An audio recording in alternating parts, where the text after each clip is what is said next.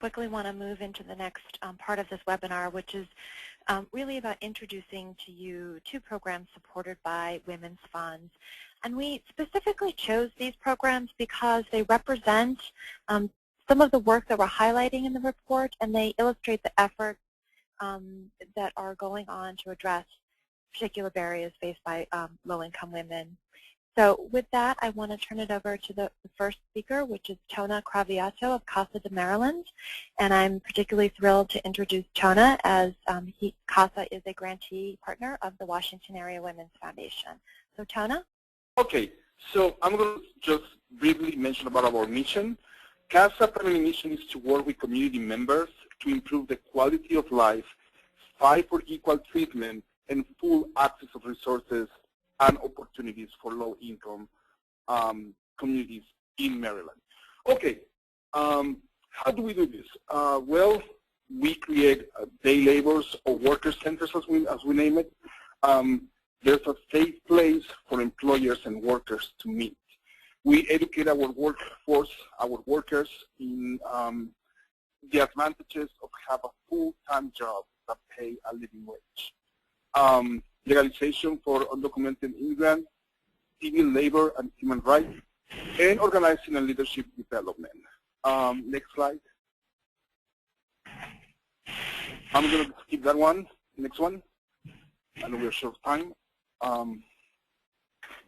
Okay, I'm going to speak very briefly about the challenges that we face in order to place women in non-conventional training.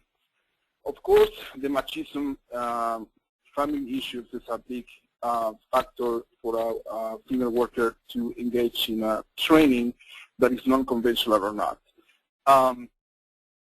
Usually the husband or the partner is the one who opposes or is not okay if she decides to engage in a career that is not traditionally for women. Childcare, as we all know, is a major barrier for our workers.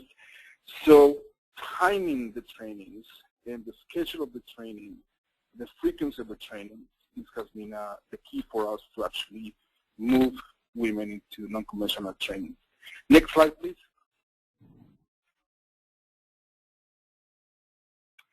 Okay, transportation, of course, is a major issue. The transportation, we try as much as we can to have the trainings when they leave, but in some cases we cannot. So the transportation is an issue.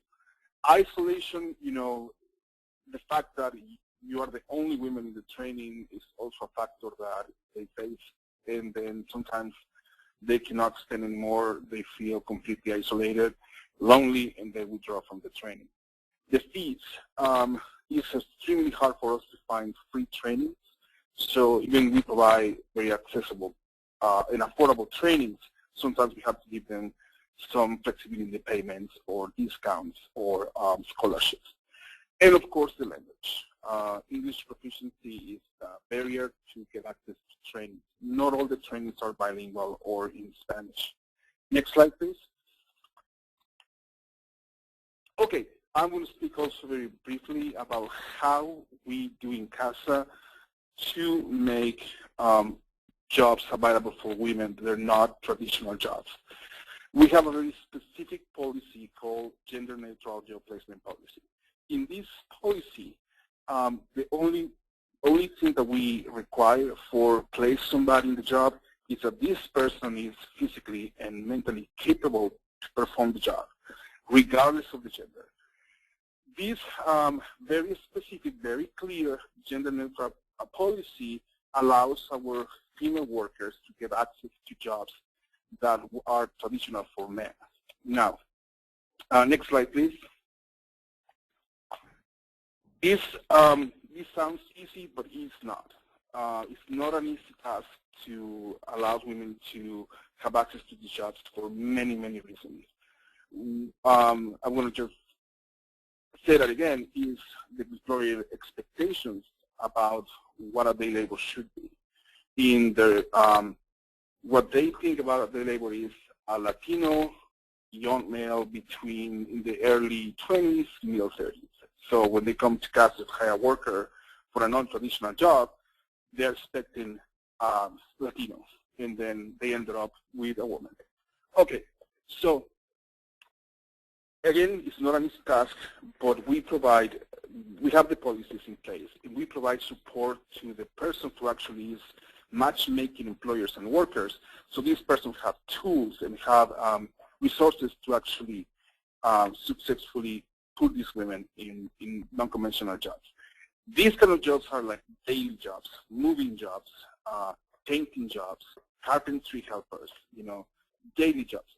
The fact that they are doing a job only for a day or for a couple of days that are traditional for men allows them to have to increase their self-esteem about what they can do. Okay, another big success that we have in Casa, Maryland is we work with them before the training. We pretty much grab them before the training, during the training, and after the training to make sure that all the barriers, they can overcome most of the barriers. Okay, what we do before the training, we have a vocational training coordinator working directly with female workers that already graduate the non-conventional trainings. So what they do is they go out and recruit another woman. The fact that there's another woman telling another woman that she can do it because she already did is a major factor for our success. To create role models, to create women open up for other women. Now, during the trainings, we encourage women to take English classes and to take financial literacy. After the training, we have a huge company that is the workforce development company in Casa that allows them to actually get access to apply for permanent positions. We have what I call the employment coach that pretty much guide them through the entire process until they finally can get a job and stay with them in case something happens in the job. They can come back to us and we can help them overcome the problems. Next slide, please. What are the outcomes? What do we want to get out of all these things that we do? First of all, is better wages. Our records show that traditional jobs for women, like nannies and housekeeping, they pay between $8 to $12 an hour, while non-traditional jobs, they pay starting $15 an hour and $25 an hour. So that's what we want. We want their personal development and self-sufficiency. We want them to get into non-traditional jobs because we know by experience, once they get into these jobs, it's easier to get out of the entry level and get access to actually a path that they can follow. Access to benefits. Most of the jobs traditional jobs for women in this area, they're not paying benefits. 90% of the employers are homeowners, but in non-traditional jobs, they have access to benefits. Once they get into the payroll, they have access to benefits. And of course, the quality of life. We know by experience that once they get a job that is that they pays a living, they can concentrate and focus in other aspects of their lives. And in our experience shows also that many women are forced to be the head of the house because of this economic situation. And with that, I want just to thank everybody for being here, and I want to go back to you, Jennifer.